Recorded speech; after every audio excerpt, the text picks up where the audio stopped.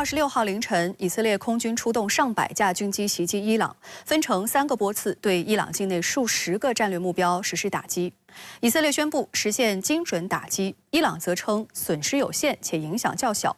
双方各执一词。27号，以色列总理内塔尼亚胡首次就以色列此前报复性空袭伊朗一事发声。他称，以军的袭击精确而有力，实现了所有目标。这也是近年来以色列首次公开承认在伊朗境内实施军事行动。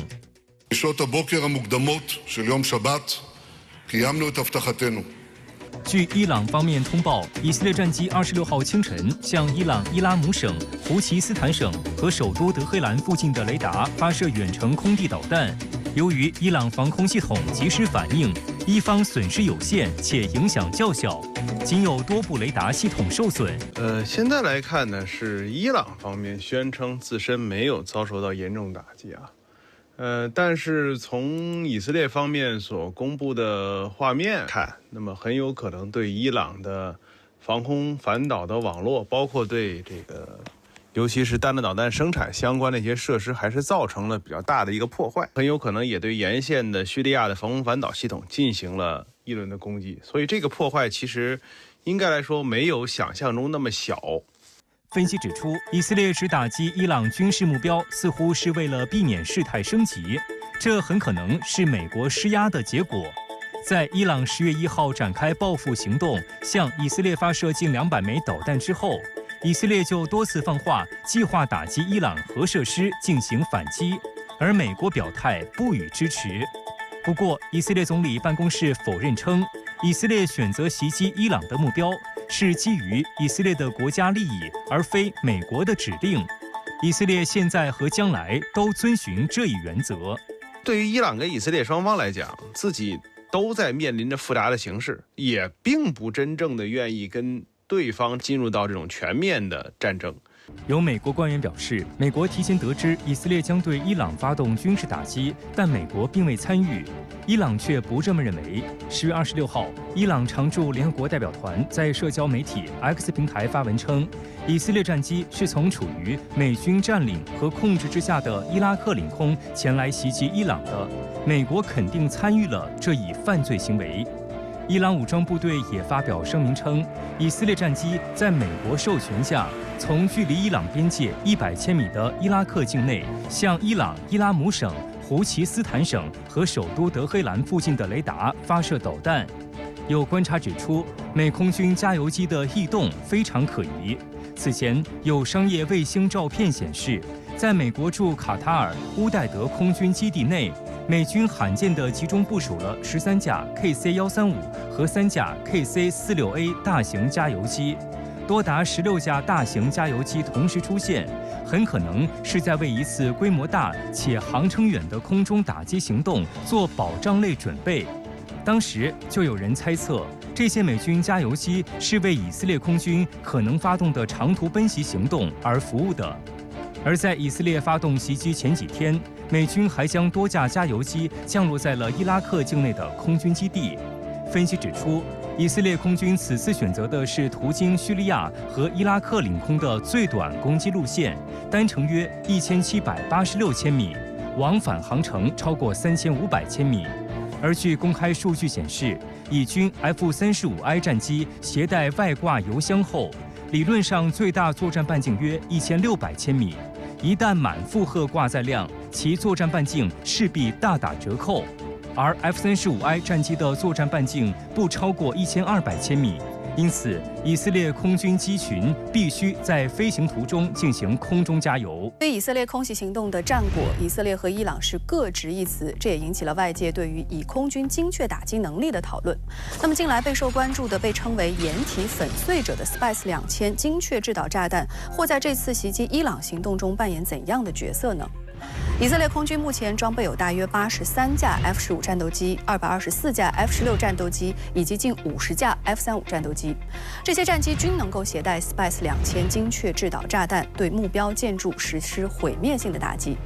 Spice-2000由以色列拉斐尔公司研制，全重约908千克，战斗部为美制的 Mk84第一组炸弹，装药量约429千克。该炸弹的设计注重高强度壳体与预制破片的结合，搭配岩石引信，能够在击穿建筑物或掩体外部之后，深入内部进行引爆。Spice-2000的破坏力极为惊人。从黎巴嫩公布的照片来看，被它直接命中的地面形成了一个宽15.2米、深11米的弹坑。这种威力足以摧毁大型建筑、地堡和桥梁等目标。这是一段以色列战机10月22号投掷 Spice-2000炸弹摧毁黎巴嫩贝鲁特一栋建筑物的视频。仅几秒钟的时间，这栋建筑物就轰然倒塌。除了威力大以外，这段视频还表明 Spice-2000炸弹非常的准。据称，在空袭发生约40分钟前，以色列曾向建筑物内的平民发出疏散警告，说明以军是精准命中，成功定点清除。以军方面声称 ，Spice-2000的原概率误差不超过3米，可采用惯性制导、GPS 制导、红外制导以及景象匹配制导或人在回路制导等多种制导模式，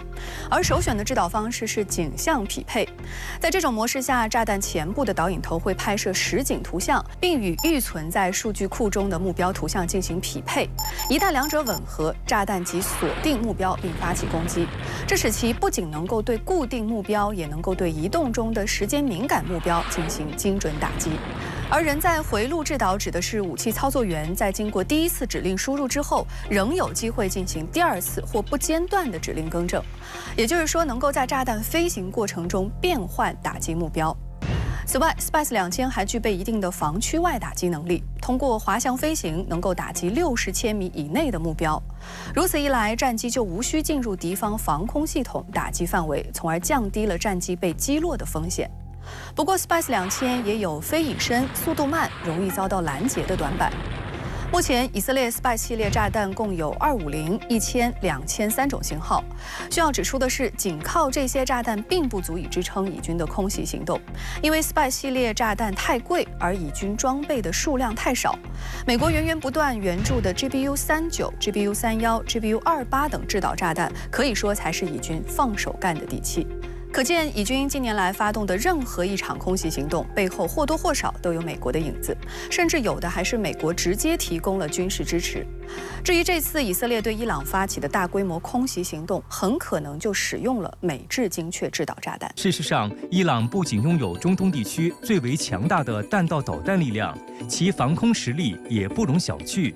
上世纪70年代，伊朗曾提出要成为仅次于美、苏、英、法的世界第5大军事强国的发展目标。当时，伊朗和美西方关系密切，斥巨资从美国以及欧洲国家采购了大批先进武器装备，其中就包括了多种型号的防空导弹，包括美制霍克中程防空导弹系统、英制轻舰和山猫近程防空导弹系统等。伊朗与美西方反目后，转而向苏联购买了 S-75、S-200防空导弹系统，后来又从俄罗斯引进了 S-300，再加上仿制的多种型号，伊朗目前据说拥有数百部各类防空导弹系统。2019年6月20号，伊朗防空系统还曾击落过美空军全球鹰无人机。当时，一架美军 RQ-4全球鹰无人机从波斯湾南部的基地起飞，向伊朗方向飞行，执行侦察任务。回程途中，无人机进入霍尔木兹海峡附近的伊朗领空，伊朗防空系统将其击落。要知道，全球鹰正常任务飞行高度为18000米至2万米。想要击中它并不容易，而伊朗很可能使用的是仿制俄制山毛榉而来的雷霆防空导弹系统。不过，伊朗手上的这些防空系统在技术上已经相对落后，从以色列战机在袭击过程中似乎并未受到任何威胁，并在投弹后悉数安全返回，说明伊朗的防空体系存在很大漏洞。伊朗方面的防空反导的预警能力相对比较差，那么也缺乏这个足够的防空反导的纵深，所以伊朗的防空反导系统呢，在最近的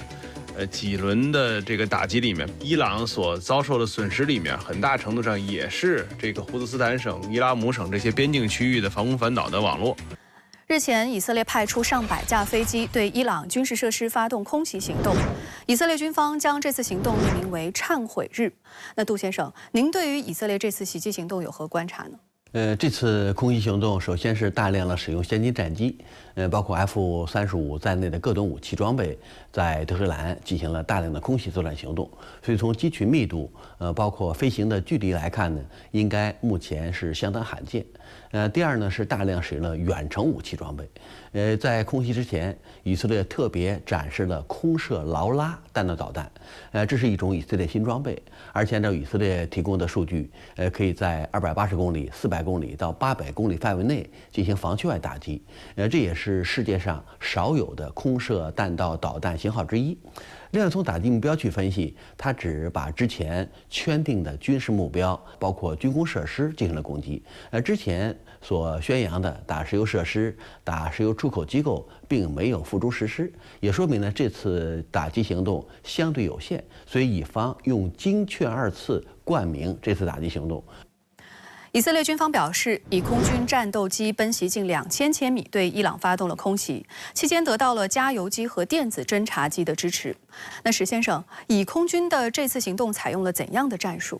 以色列空军使用的是其很擅长的远程奔袭战术，其中战斗机负责对事先确定好的伊朗境内目标实施打击，加油机负责为战斗机提供空中加油服务，保证战斗机拥有足够的作战半径。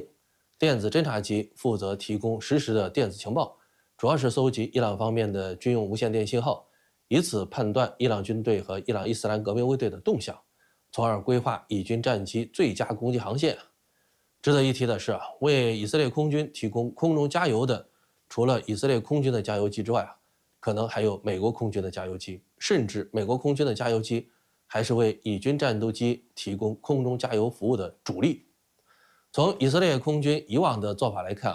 以军战机在对伊朗进行空袭之前，可能在以色列境内进行了多次作战演练，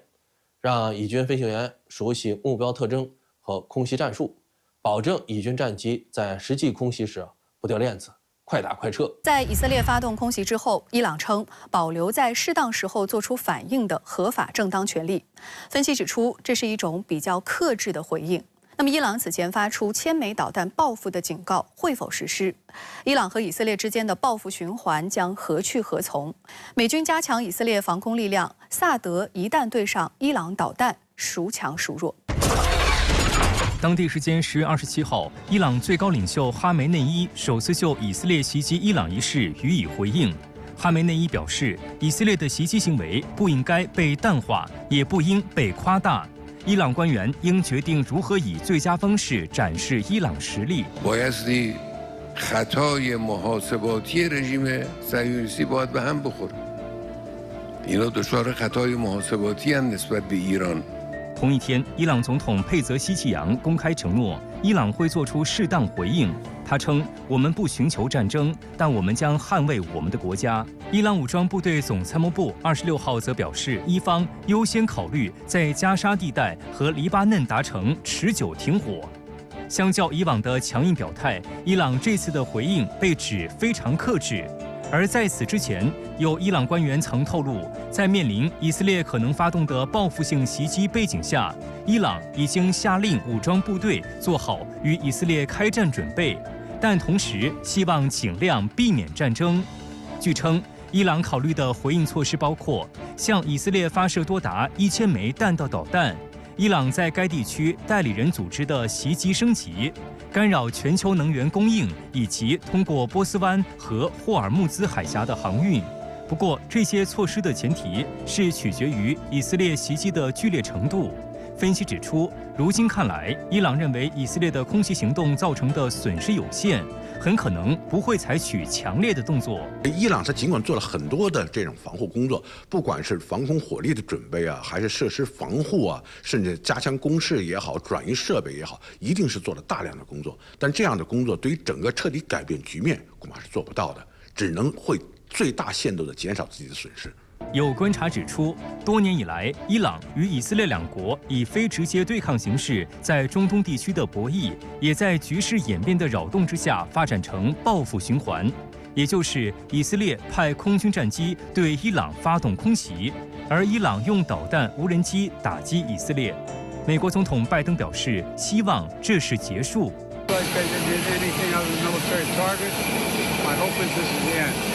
然而，多名以色列政客公开唱反调，称以色列针对伊朗的打击行动远未结束，现在只是开场一击而已。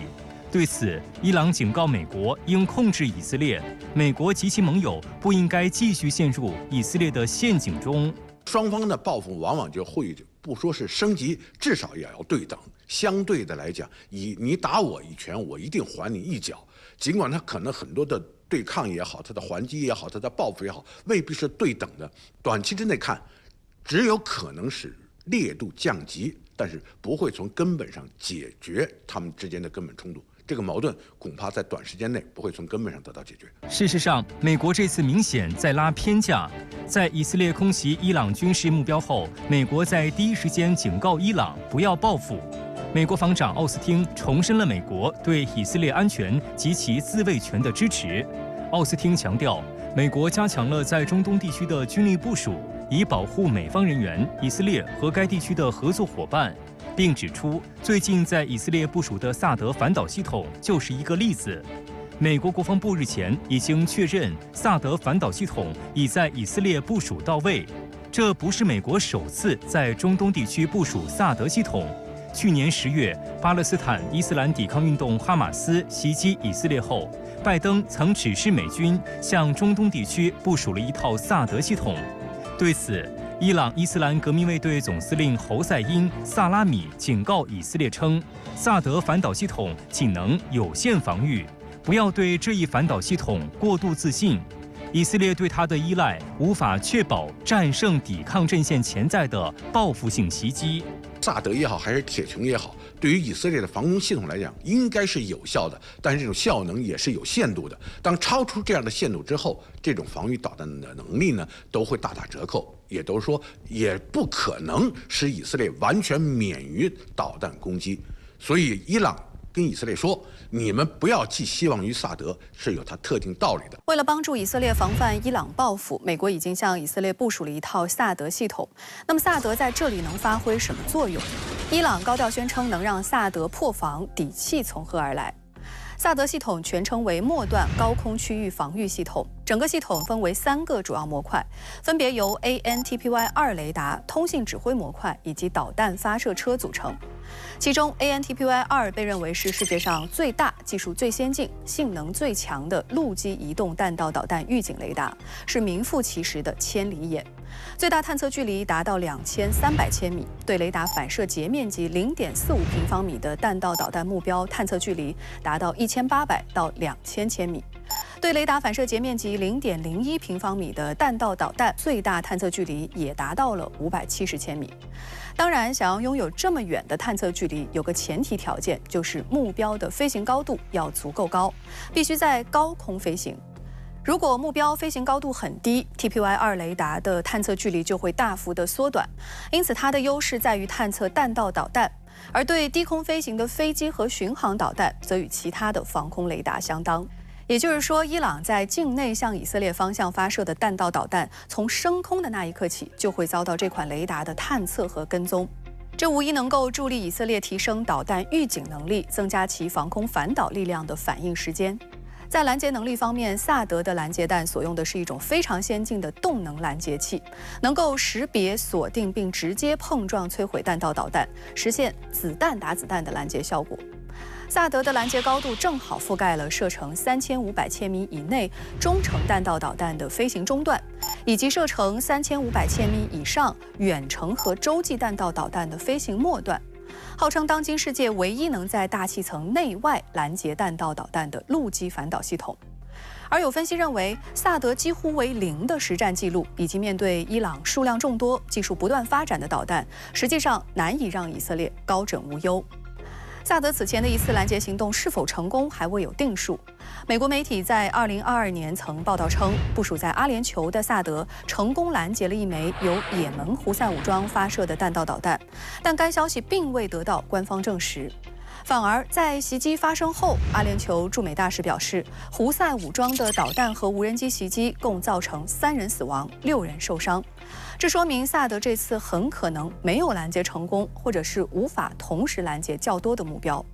伊朗方面日前还透露，由固体燃料推进的新型导弹“城堡破坏者2”射程达到1450千米，并且能够在3.5万米以下的高度飞行，低于萨德的最低拦截高度，可有效绕过萨德打击目标。此外，美国在以色列部署萨德系统的最大问题是数量不足。一套萨德系统只有48枚拦截弹，对付几十枚伊朗导弹的攻击还行。如果要对付像10月1号夜间伊朗进行的那种近200枚导弹或者更多导弹的饱和攻击，那是明显不够的。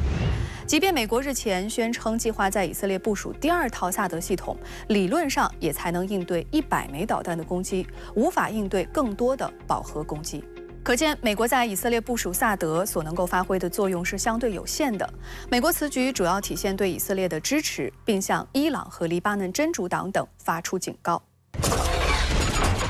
值得注意的是，以色列的多线战斗仍在持续。伊拉克民兵武装伊斯兰抵抗组织10月27号早上发表3份声明，称其当天对以色列发动了3次无人机袭击。黎巴嫩真主党武装则发表声明称，26号对以色列目标发起了20多次行动。这些支持伊朗或者是由伊朗支持的这种抵抗力量，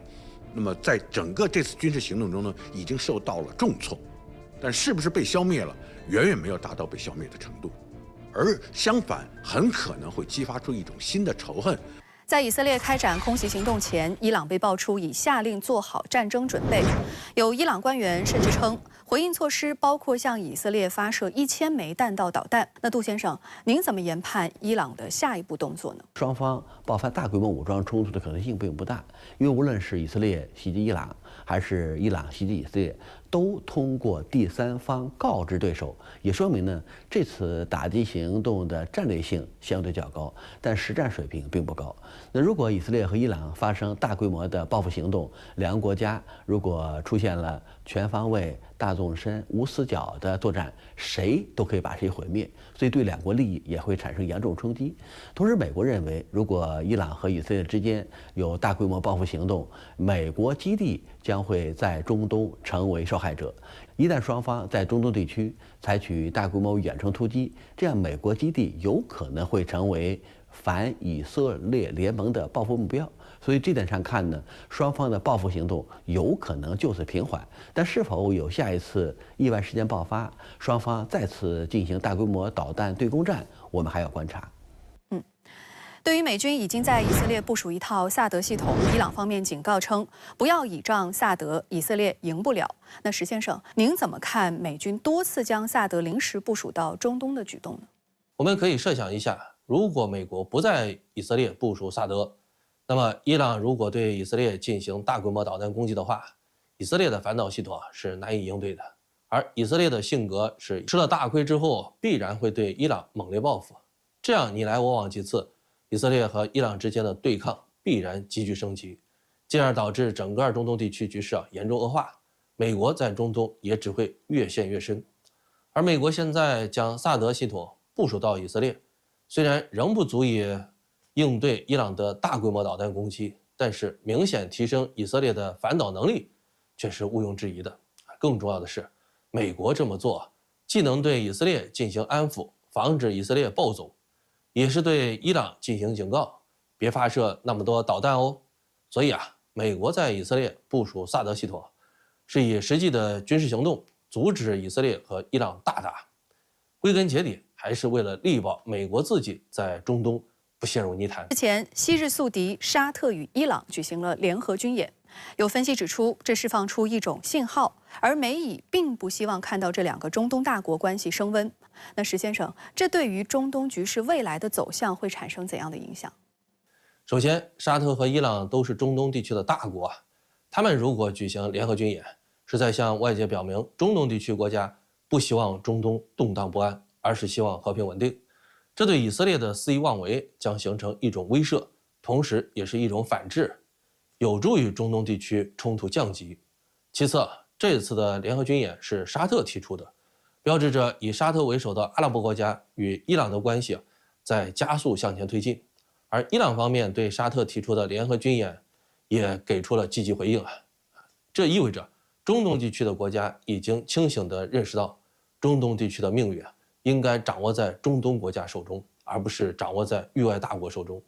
解决中东问题需要中东地区国家携手。再次，沙特和伊朗举行联合军演，表明西方长期以来孤立伊朗的做法徒劳无功。伊朗在中东地区的朋友圈不断扩大，战略环境在加速得到改善。